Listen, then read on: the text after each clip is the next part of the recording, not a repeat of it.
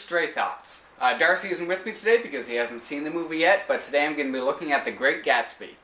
So this movie is based off the legendary novel by F. Scott Fitzgerald. It is not the first adaptation of this book, though. I think it's the 5th or 6th. But this one has Leo DiCaprio in it, so great! Okay, so right off the bat with this movie, I started to see problems. The entire first act is very loud and obnoxious. There's a lot of bright colors. There's a lot of things thrown at the viewer very quickly. There's a lot of quick zooms and panning shots. It all goes by very fast and there's no time to absorb anything that the movie is trying to say. All in all, it was just a very sloppy first act.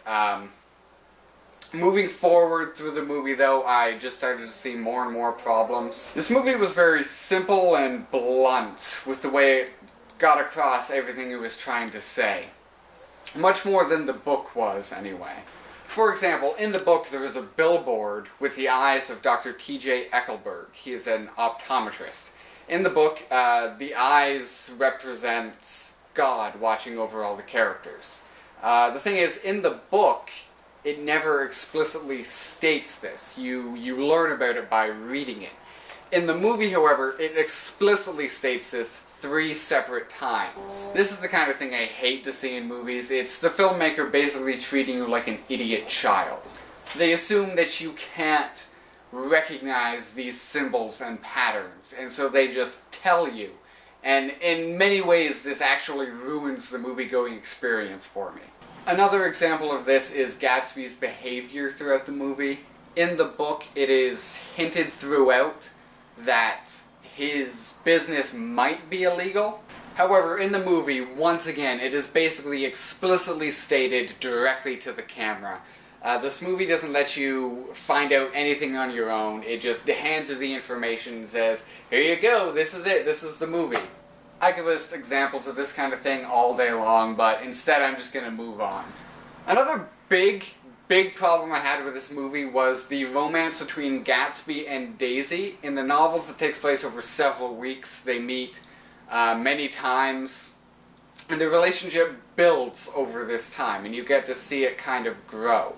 In this movie, however, the entire romantic build-up happens over the course of one day, most of which happens off-screen. I'm not exaggerating when I say that in one scene, Nick Carraway leaves Daisy and Gatsby alone, and they're in this awkward silence, and when we cut back to the scene, they're just in love already, and they're chatting and they're having a good time and they're completely absorbed in each other.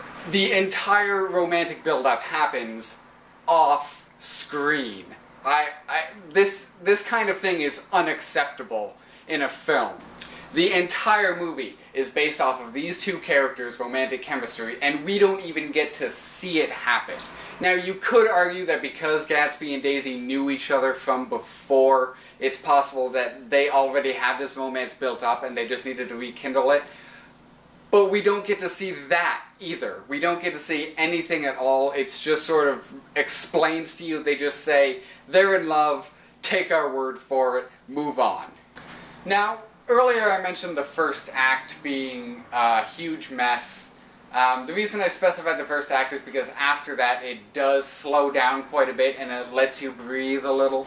The second and third acts are a marked improvement over the first one. It's much easier to watch. I didn't feel tired after them like I did the first one. Much of this is helped by the wonderful performances by Leonardo DiCaprio and Carey Mulligan. Both of these actors are absolutely fantastic in their roles.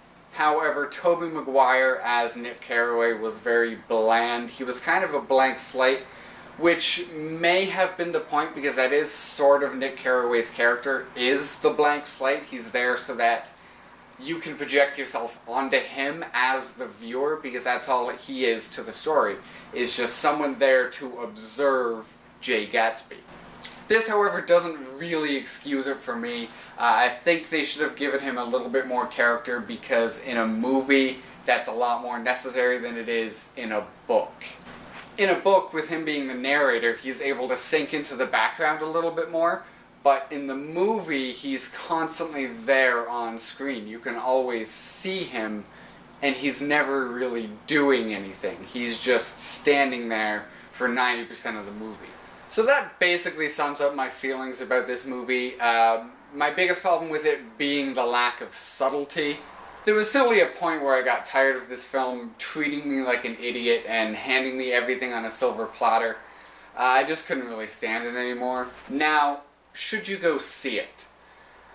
Well, no. I certainly wouldn't pay to see it anyway. If you're that interested in seeing it, if you're a big fan of the book, wait for the DVD release, maybe rent it. It's not worth more than a couple of bucks. That being said, it's not a terrible movie. I'm not saying you should avoid this movie at all costs.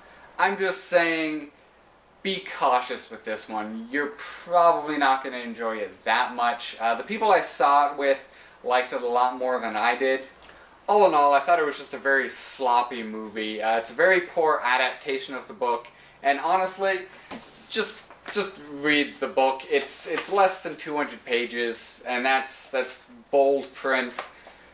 Just read the book. It takes almost as long as watching the movie, and it's a lot better. Your life is like an anchor that puts me in my place.